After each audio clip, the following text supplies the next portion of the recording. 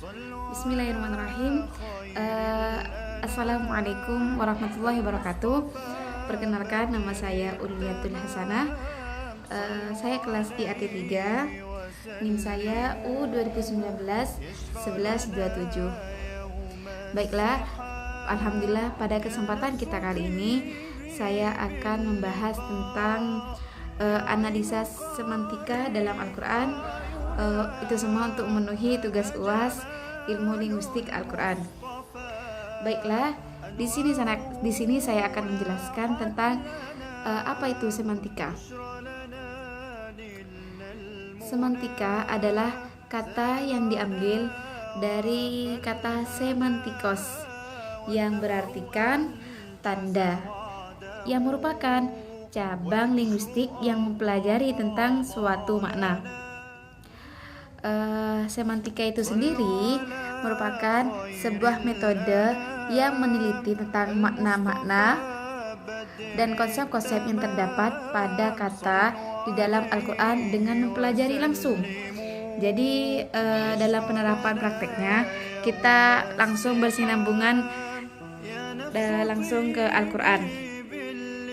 Jadi di situ langsung pelajari dengan Al-Qurannya sendiri, yakni langsung belajar menggunakan kata tersebut, bagaimana perubahan maknanya tersebut dan pembentukan konsep yang terkandung di dalam Al-Quran tersebut.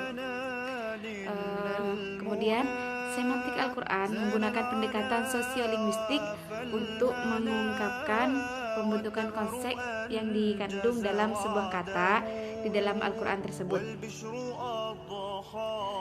Jadi di sini bisa dipahami bahwasanya semantik itu merupakan cabang dari ilmu linguistik dan merupakan tanda atau pelajari penggunaan kata tersebut ataupun perubahan maknanya. Kemudian peta konsep dalam semantik. Lafaz atau makna. Tujuan dibalik lafal ada makna yang mana dari makna tersebut mengandung sebuah tujuan. Maksud dari makna tersebut yang tentunya masih saling berkesinambungan. Maksud dari sebuah lafaz sangat bermakna dalam menafsirkan atau mengetahui ayat yang di sana. Apa maksud ayat yang dijelaskan, seperti itu. Karena sudah dapat kita pastikan penempatan lafaz sangat mempengaruhi makna yang terkandung di dalamnya.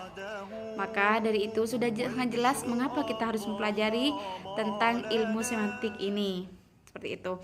Jadi seorang musafir, seorang umat muslim harus mengetahui, jangan asal menyasal menafsirkan sebuah ayat seperti itu.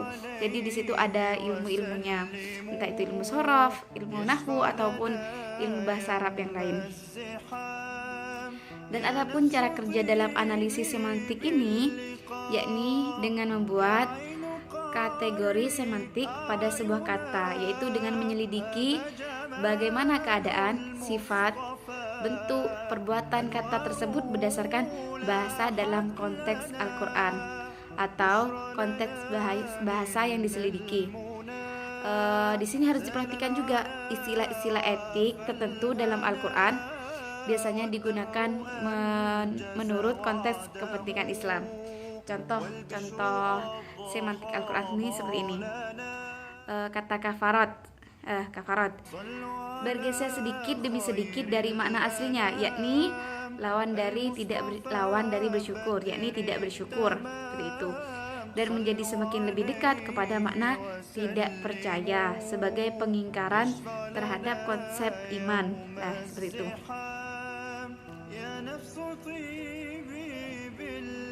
Kemudian salah satunya juga ada kata syukur, yang mana kata syukur bisa menjadi kata yang menarik untuk dikaji lebih dalam untuk mengungkapkan apa itu makna syukur yang sesuai dengan makna yang disebutkan di dalam Al-Quran.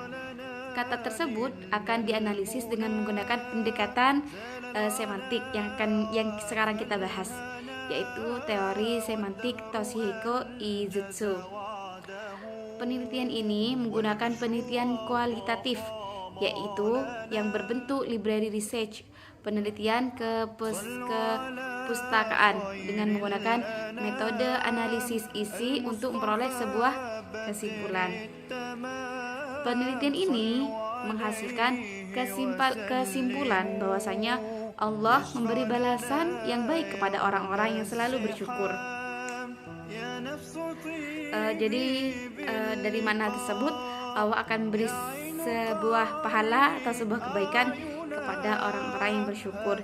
Namun sebaliknya, Allah akan beri balasan yang buruk kepada mereka yang tidak akan bersyukur, seperti itu, atau kafarat yang saya jelaskan barusan.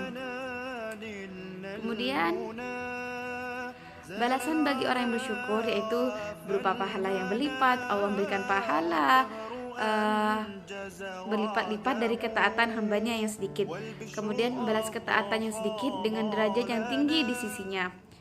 Dan dengan derajat yang tinggi itu ada balasan utama bagi orang-orang yang bersyukur, yakni ada surga yang menanti di sana dan segala kenikmatan yang ada di dalamnya.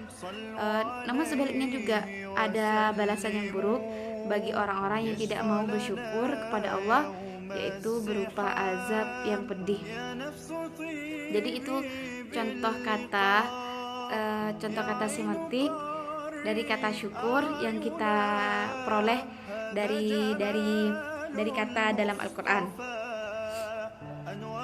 Mungkin sekian dari penjelasan saya. Akhirul kalam. Wassalamualaikum warahmatullahi wabarakatuh.